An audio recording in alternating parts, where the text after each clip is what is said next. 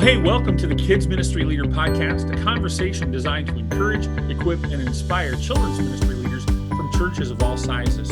We're here today with Mark Entzminger. Now, I want to introduce Mark because he's kind of a famous guy within the Assemblies of God Fellowship of Churches.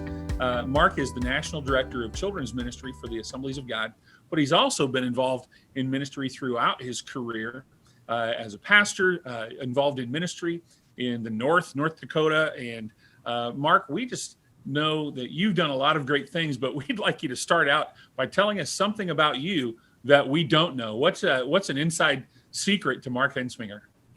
Wow. An inside secret to Mark Entzminger. Well, let me back up just a little bit and say I've got both of the Dakotas covered. So I grew up in North Dakota in Jamestown until I was 18.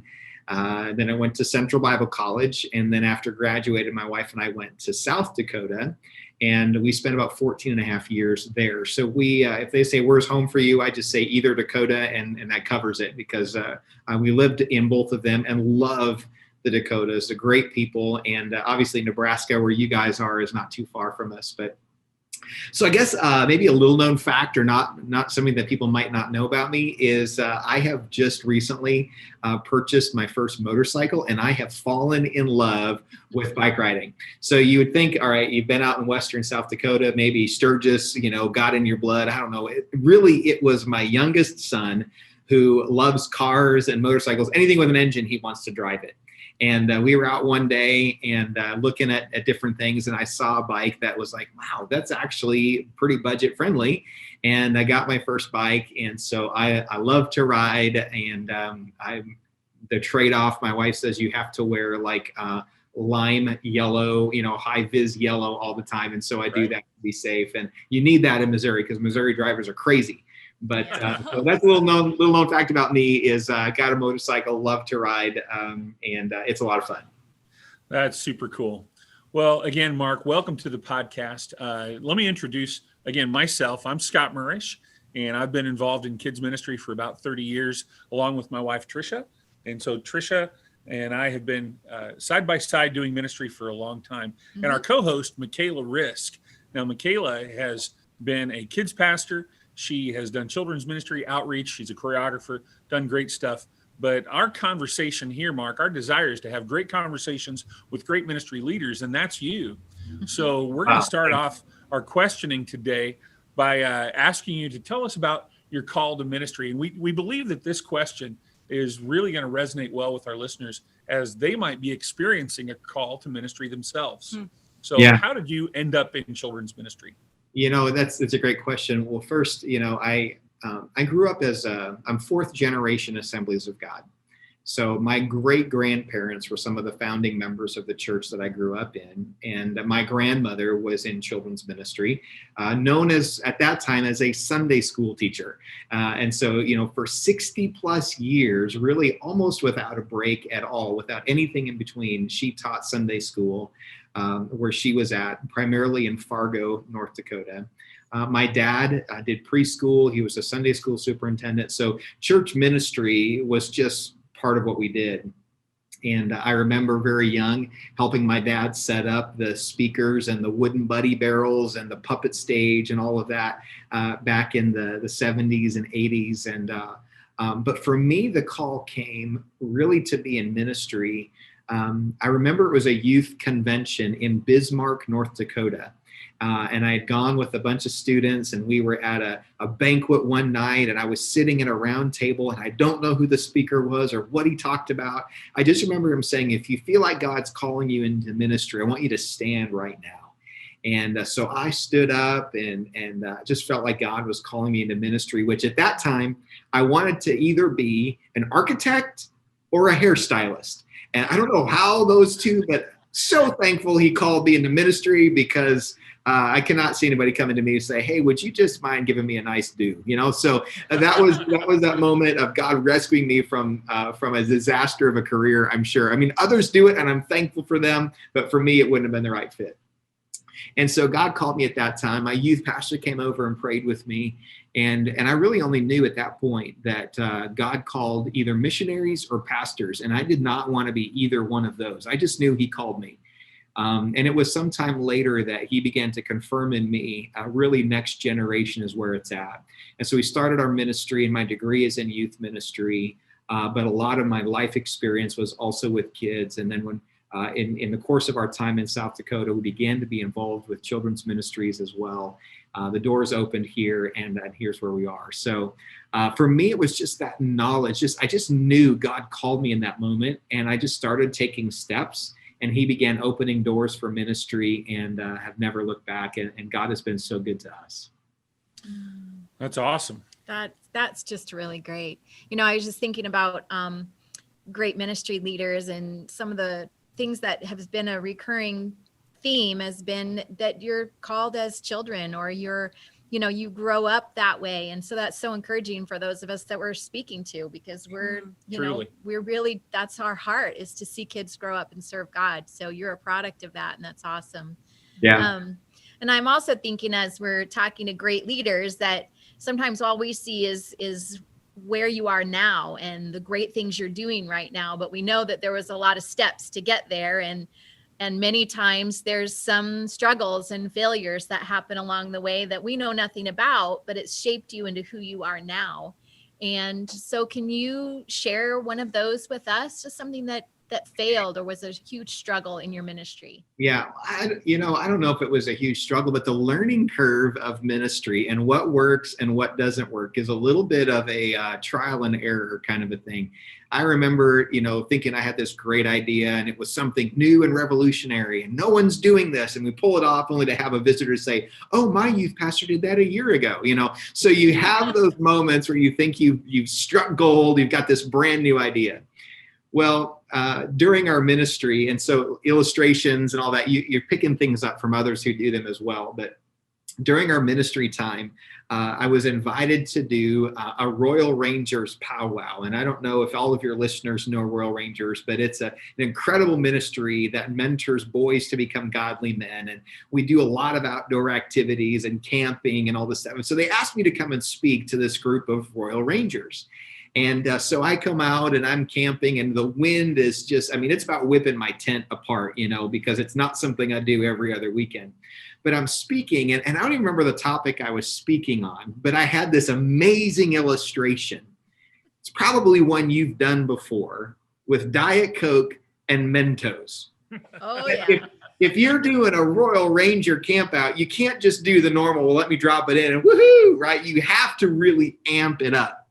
And so I had done like the YouTube research on how do I make this just go over the top. When I discovered that what you can do, and don't try this inside, you can try it at home, just not in your home, all right?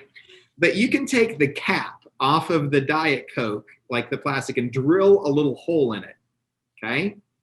And then what you do is you took your Mentos on a screw and a magnet on the top of the cap, so it holds the screw in place. And you very carefully screw that on so that the magnet holds the screw in place and the Mentos are inside. You got to practice this before you do it live. Well, then when you pull the magnet off, the Mentos with the screw drop in, and because the hole is so tiny, it shoots the Diet Coke like a geyser. They've got mechanisms that do this now automatically. Someone figured out how to invent one. So I go and I do that, and it's brilliant.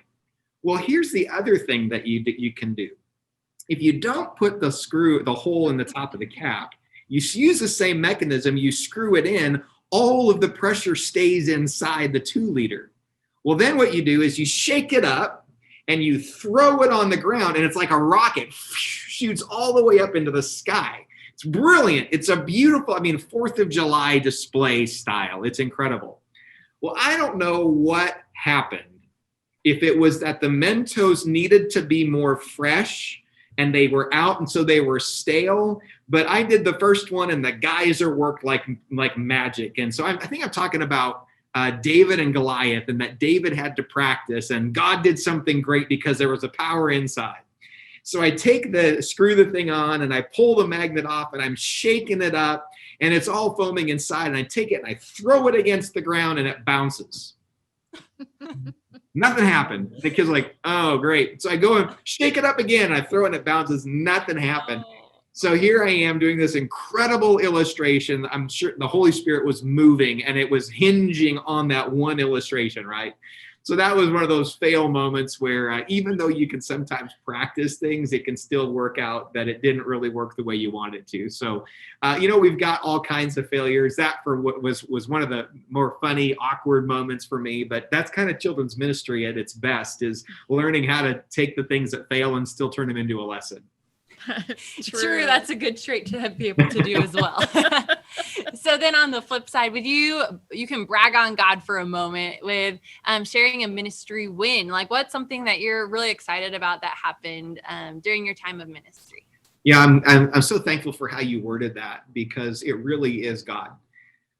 We can work hard and we can do our very best, but it's really God that brings the growth and the fruit. And I would say, as I look back on our years of ministry, particularly in the local church, where we served as youth pastors and whatever else the church needed, the number of those kids, we were there for 6.5 years, and the number of those students who are involved in church ministry have godly, Christ-centered marriages and families, to me is just a testimony of God's grace, because we were new. We did so many things that probably nobody should ever do in youth ministry, just trying to figure it out. But God was good. He gave us great leaders. Our pastor was incredible and was patient with us. And just to see how God has continued to grow so many of those people.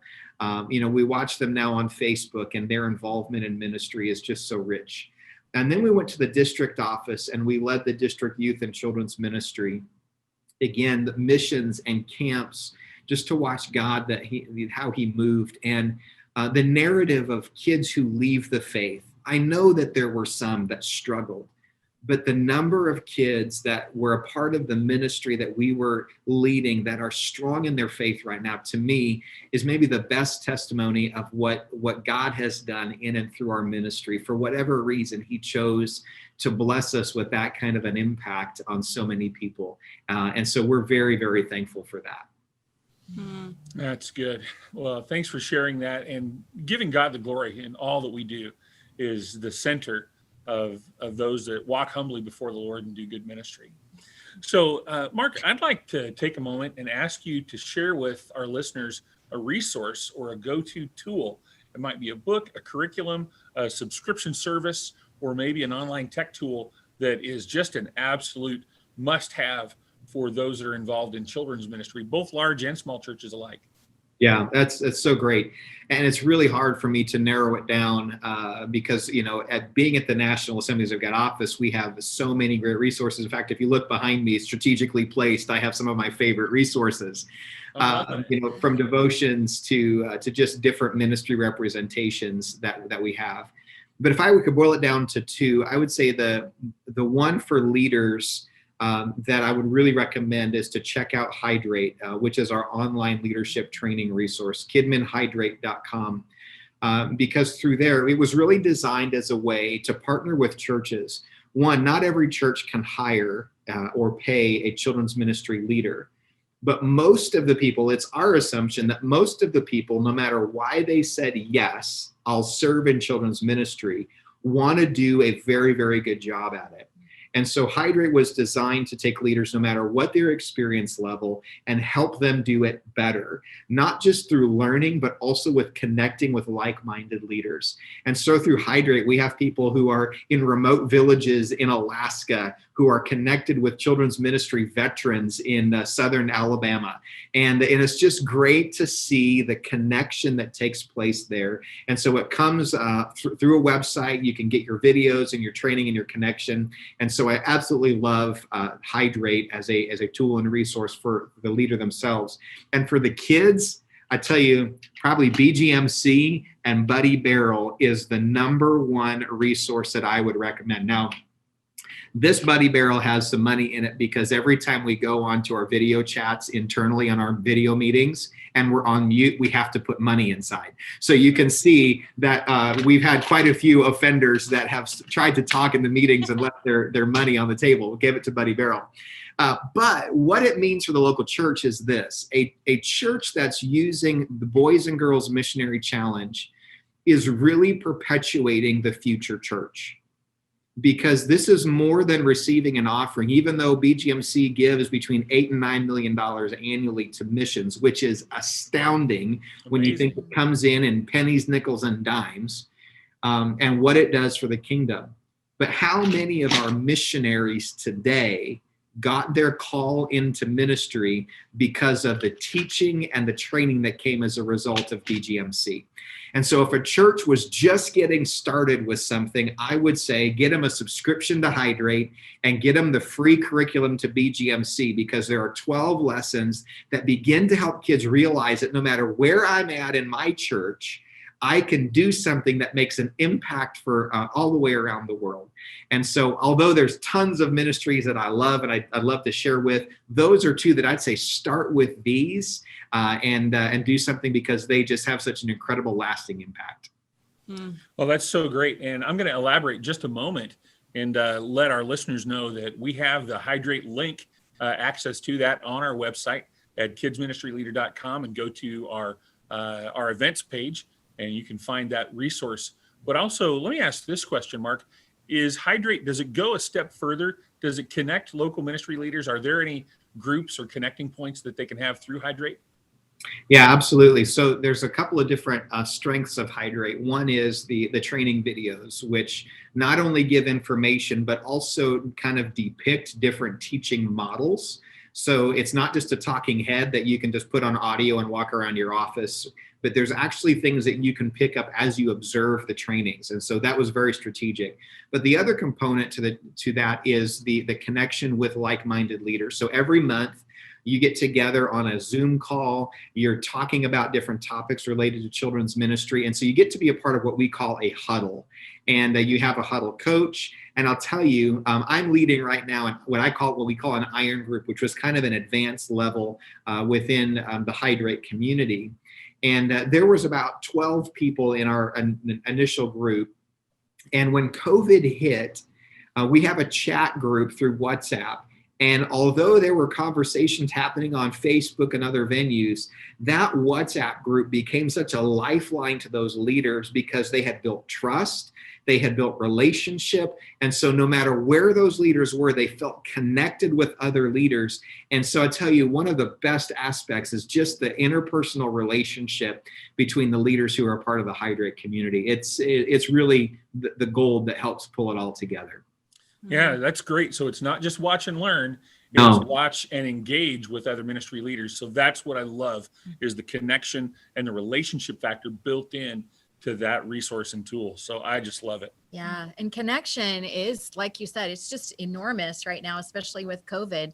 I mean, what a great resource for your leaders to be able to have that safe place to just figure this all out, because we're all figuring it out. Right. But yeah, in light of COVID, can you just share with us maybe something that would help our listeners? Maybe they're dealing with things. We know connections are important. What's something that you've done to stay connected or in ministry to effectively minister to kids or through COVID? Yeah, it's another great question.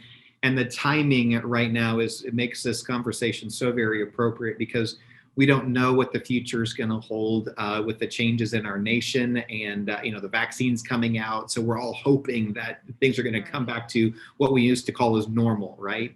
But I think one thing that we've learned in this season is the importance of really equipping the home. So family faith is really, really crucial. So if there's one thing that I've learned, is the whole church really needs to be coming together and empowering the home with the understanding that it's the birthplace of discipleship. Faith really lives and dies because of what happens in the home. Now, we all know exceptions to that, where the Spirit of God comes in and it rescues kids from a total place where there is no faith whatsoever in the home. But by and large, what if we could really, really empower the parents today to do some things? So the things that I think I've learned is the churches who have a very strong family-oriented ministry are weathering these storms much stronger and more effectively than those who have done maybe what we would call traditional children's ministry, where you just drop the kids off, they do ministry, and then you send kids home without a strategic connection with the home. And so, for the future, I guess my hope and my prayer is that we continue to resource families in a way that says, here's what you need. Even if you or your kids can't come to church, this will help your kids to remain engaged.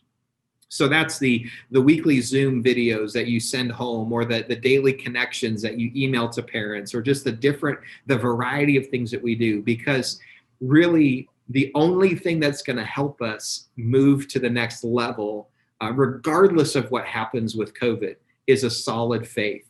And I hope the one thing that we've really picked up in this moment is that how we teach kids in church and how we equip the home has a direct effect on the children's faith that will last a lifetime. So if in a few weeks or months we could no longer have church as we know it, could we look back and say how we've done the work of equipping the families is enough? Those families who are strong, can they reach out to their neighbors? And, so that kind of a thing to me has been one of the biggest moments of what the resourcing can and hopefully will continue to look like as COVID sticks around for however long it's going to be here. Yeah, I love your heart for just families, and I think all across the nation, that taking it home and letting the parents really have that chance and that challenge to minister in their families as well is really important. So, all right, switching gears a little bit, we have kind of a fun question for you. So imagine that you've moved to a new church and you're starting a children's ministry from scratch. So just going to start it from scratch. What are the first couple of things you would do that can maybe encourage our listeners wherever they are in how to build their ministries as well? Yeah, great question. So here's a couple of thoughts. One is, I don't know that I would start by doing anything other than observing and taking notes. I think sometimes you can get in with a lot of excitement and you don't realize where you already have strengths and then where you have your deficiencies. And so if I was starting at a brand new church, I'd want to go in and really start observing. How tired are the volunteers, or enthusiastic are they? What does discipleship look like? How engaged or disengaged are the parents? How big is the nursery and the preschool? Sometimes we focus on elementary, but if you have a solid elementary, but your preschool and your nursery is empty, guess what? In a couple of years, that's going to be what you have to inherit. So I'd really come in and begin observing what's going on to get a picture of where we go. Second thing I'd do is I'd want to figure out who's on the team or not on the team that could help me shape a picture for the future. So who's in leadership or not in leadership that has something to offer. It could be parents, it could be veteran leaders, it could be other pastoral staff, but people who really feel a sense of ownership. And I'd want to invite them to come with me and dream, to say, what could it look like? Because if they can dream the future, they're likely also candidates to help you make that dream a reality. Assessing, evaluating, creating a plan, building a team, I think are some of the first things that I would do. The other thing that I would do, as you mentioned, kind of a fun thing that might be a little bit off the beaten path of people's to-do list of the first year in children's ministry, is I would make camp a priority, absolute priority. Yay. I love camp. Way to go. Right. Yeah, Like to hear camp. that one. One, we hear people say, whether it's true or not, I think we could support it, that a week at camp has the equivalent impact as a year of church services. So the amount of time at the altar, the removal from distractions, just everything that happens at camp. So for that reason alone, I'd prioritize camp. But secondly, the depth of relationship that you have with kids is astronomical. So think about how much relationship you can get with a child during a regular Sunday morning or a midweek service. It's next to none. You're checking your check-in systems. You're making sure leaders are in place. You're making sure the music's running. You're preparing your script. You're fixing the broken copy. Hopefully you're not breaking the copy machine. You're fixing the broken copy machine. You're doing all this stuff to really get to know the kids. Does not happen on a Sunday morning or midweek. But you can do that at camp. you can get to know their stories. And so I would make attending camp not as a camp leader, as a group leader, like a chaperone or a guide or whatever you call them at your camp. I'd want to be with those kids to get to know them the best that I could. And so I guess those would be some of the first things that I would say a new children's pastor might want to put on their short list of things to do. That's great. Well, you're speaking my language, Yeah. Mark, being a camp director myself and having served alongside so many great volunteers who would say they received their call to ministry, or they Yes. solidified their faith, or received the infilling of the Holy Spirit at camp. God does great things through that ministry. And it's a terrific way to, again, solidify those relationships. Well, Mark, we're coming to a close in our conversation today. Hopefully we've had an inspirational time and our listeners have gleaned some really great resources. Everything that we've talked about today, we're going to list on our resource page. And we encourage you to like and subscribe to the podcast, no matter what platform, whether you're on iTunes or Spotify or Stitcher or Google Podcasts.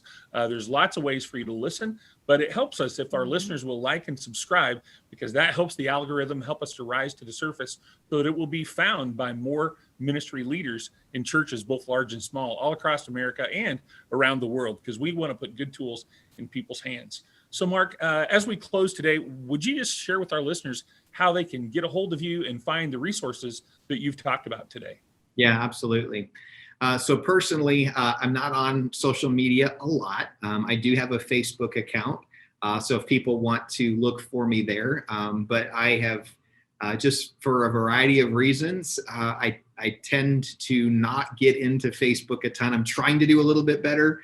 But anyways, so I am on Facebook. You can find me there. Just please don't get offended if it takes me a while to respond to your friend request. Our website is kidmin.ag.org. And all of the resources that I mentioned will be listed there, in addition to Scott, where you mentioned that they're going to be on the podcast as well. If you want to email me, it's my first initial and last name at ag.org. Or you can just do kidmin@ag.org and it will find its way to me, and just address it to me and they'll forward it on to me. So that's probably a little easier than trying to spell my name. It's a good old German name that, people say, how do you say that? I say, well, you basically, if you sneeze, you've pronounced my name. So Entzminger, yeah. I like it. But kidmin@ag.org is the best email address to use if you don't know how to spell my last name or just forget. So there you go. I love it. Well, we know that our podcast resource list is really going to be just a funnel that directs people to great tools and great ministry resources. So we don't claim to be a one-stop shop, but we know that your resource pages are almost that. You can find just about anything you need, from tools to forms to ideas to just back issues of great articles, things that people have written that don't go out of style. I mean, ministry to kids does not date in the fact that they have hearts and lives that can be touched with the truth of the gospel, and the word of our God will never fade. Amen. Amen. Amen. Well, Mark, thanks for being with us today. We've enjoyed having everyone with us on the Kids Ministry Leader podcast. Join us again next week. God bless, and continue to put good tools in people's hands. We'll see you again soon.